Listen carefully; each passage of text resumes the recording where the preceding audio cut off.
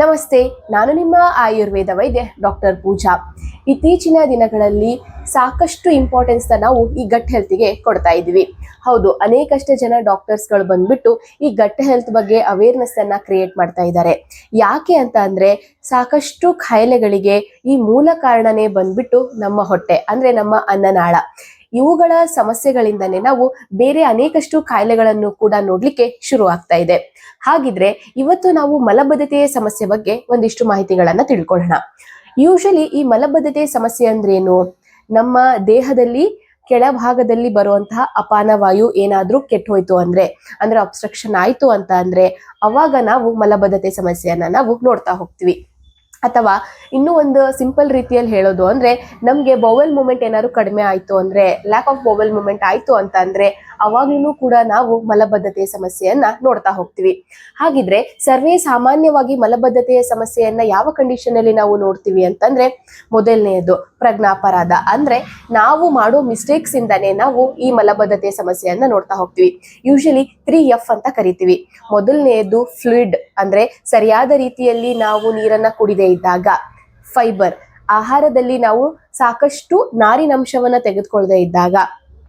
ಇನ್ನೊಂದು ಫಿಟ್ನೆಸ್, ದೈಹಿಕ ವ್ಯಾಯಾಮವನ್ನ ಕೊಡ್ತಾ ಇಲ್ಲ ಅಂತ ಅಂದಾಗ ಈ ಸಮಸ್ಯೆಗಳನ್ನ ನಾವು ನೋಡ್ತಾ ಹೋಗ್ತೀವಿ.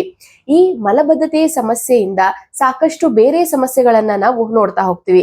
ಆಲ್ರೆಡಿ ಎಲ್ರಿಗೂ ಗೊತ್ತಿರೋ ಹಾಗೆ ಈ ಮೂಲವ್ಯಾಧಿ ಸಮಸ್ಯೆಗಳಾಗಿರಬಹುದು, ಅಂದ್ರೆ ಈ ಹೆಮರೈಡ್ಸ್ ಅಂತ ಏನ್ ಕರಿತೀವಿ ಆ ಕಂಡೀಷನ್ ಆಗಿರಬಹುದು, ಹಾಗೇನೆ ಫಿಶರ್ ಅಂತಹ ಸಮಸ್ಯೆಗಳಾಗಿರಬಹುದು, ಹಾಗೆ ಫಿಸ್ಟುಲಾ ಅಂತಹ ಸಮಸ್ಯೆಗಳಾಗಿರಬಹುದು.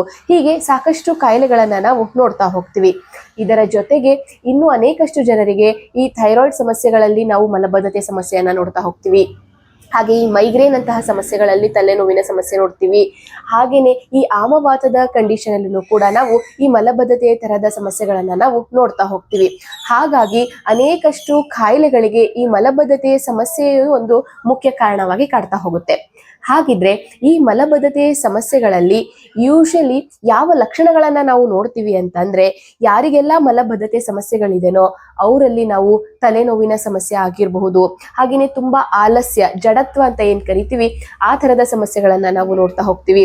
ಹಾಗೇನೆ ಇಡೀ ದಿನ ಕೆಲಸ ಮಾಡ್ಲಿಕ್ಕೆ ಇಂಟ್ರೆಸ್ಟ್ ಇಲ್ಲ, ಹಾಗೇನೆ ಕೂತಲ್ಲೇ ಕೂರಣ ಅಂತ ಅನ್ಸೋದಾಗಿರ್ಬಹುದು, ಹಾಗೇನೆ ಯಾವುದೇ ಕೆಲಸದಲ್ಲಿನೂ ಕೂಡ ಆಸಕ್ತಿ ಇಲ್ಲದೆ ಇರುವಂತಹ ಸಮಸ್ಯೆಗಳನ್ನೆಲ್ಲ ನಾವು ನೋಡ್ತಾ ಹೋಗ್ತೀವಿ. ಇದರ ಜೊತೆಗೆ ಮಲಬದ್ಧತೆಯ ಸಮಸ್ಯೆ ತೀವ್ರವಾಗಿ ಆಗ್ತಾ ಹೋಯ್ತು ಅಂತಂದ್ರೆ ಇದರಿಂದ ಬ್ಯಾಕ್ ಪೇನಿನ ಸಮಸ್ಯೆಗಳನ್ನ ನಾವು ನೋಡ್ತಾ ಹೋಗ್ತೀವಿ. ಹಾಗೇನೆ ಇನ್ನು ಅನೇಕಷ್ಟು ಜನ ಈ ಮಲಬದ್ಧತೆಯ ಸಮಸ್ಯೆಯಲ್ಲಿ ತುಂಬಾ ಹೊತ್ತು ಪ್ರೆಷರ್ ಹಾಕಿ ಮೋಷನ್ಗೆ ಹೋಗೋದ್ರಿಂದ ಅಲ್ಲಿನೂ ಕೂಡ ನಾವು ರಕ್ತ ಬೀಳುವಂತಹ ಸಮಸ್ಯೆಗಳನ್ನು ಕೂಡ ನಾವು ನೋಡ್ತಾ ಹೋಗ್ತೀವಿ.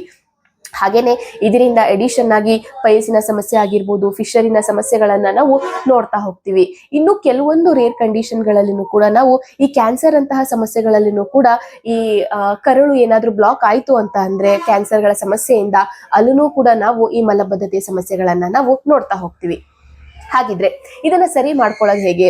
ಮೊದಲನೇದು ತುಂಬಾ ಇಂಪಾರ್ಟೆಂಟ್ ಆಗಿ ಯಾವುದು ಅಂತ ಅಂದ್ರೆ, ಯಾರಾದ್ರೂ ಅತಿ ಹೆಚ್ಚು ಟೀ ಕಾಫಿಗಳನ್ನ ಕುಡಿತಾ ಇದ್ದೀರಾ ಅಂದ್ರೆ ಅವರು ಮೊದಲು ಅದನ್ನ ಕಡಿಮೆ ಮಾಡ್ತಾ ಬರಬಹುದು. ದಿನಕ್ಕೆ 5ರಿಂದ 6 ಗ್ಲಾಸ್ ಅಷ್ಟು ಟೀ ತಗೊಳ್ಳೋದು, ಕಾಫಿಗಳ ಹ್ಯಾಬಿಟ್ ಇತ್ತು ಅಂದ್ರೆ ಅವರು ಕೂಡ ಕಡಿಮೆ ಮಾಡ್ತಾ ಬರಬೇಕು. ಹಾಗೆಯೇ ಯಾರು ಯಥೇಚ್ಛವಾಗಿ ಸ್ಮೋಕ್ ಮಾಡ್ತೀರಾ ಅವರೂ ಕೂಡ ಅದನ್ನ ಬಿಡಬೇಕಾಗತ್ತೆ. ಇದರ ಜೊತೆಗೆ ಪ್ರಾಪರ್ ಅಂದ್ರೆ ಸರಿಯಾದ ರೀತಿಯಲ್ಲಿ ನೀರನ್ನ ಕುಡಿತಾ ಬರಬೇಕು. ಹಾಗೇನೆ ಆಹಾರದಲ್ಲಿ ಸಾಕಷ್ಟು ಫೈಬರ್ ಅನ್ನ ಇನ್ಕ್ಲೂಡ್ ಮಾಡ್ತಾ ಬನ್ನಿ. ಇದರ ಜೊತೆಗೆ ನಿಯಮಿತವಾಗಿ ವ್ಯಾಯಾಮನು ಕೂಡ ಇನ್ಕ್ಲೂಡ್ ಮಾಡ್ತಾ ಬರಬೇಕು. ಇದರ ಜೊತೆಗೆ ಯಾರೆಲ್ಲ ರಾತ್ರಿ ಹೊತ್ತು ಎಚ್ಚರ ಇರ್ತಾರೋ, ಅಂದ್ರೆ ರಾತ್ರಿ ಜಾಗರಣವನ್ನ ಮಾಡ್ತಾರೋ ಅವರಲ್ಲೂ ಕೂಡ ನಾವು ಮಲಬದ್ಧತೆ ಸಮಸ್ಯೆಯನ್ನ ನೋಡ್ತಾ ಇದ್ದೀವಿ.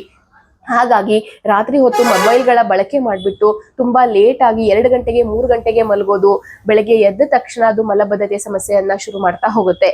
ಹಾಗಾಗಿ ಅವರೂ ಕೂಡ ಆ ಮಿಸ್ಟೇಕ್ಸ್ ಗಳನ್ನ ಸರಿ ಮಾಡ್ತಾ ಬರ್ಬೇಕಾಗತ್ತೆ.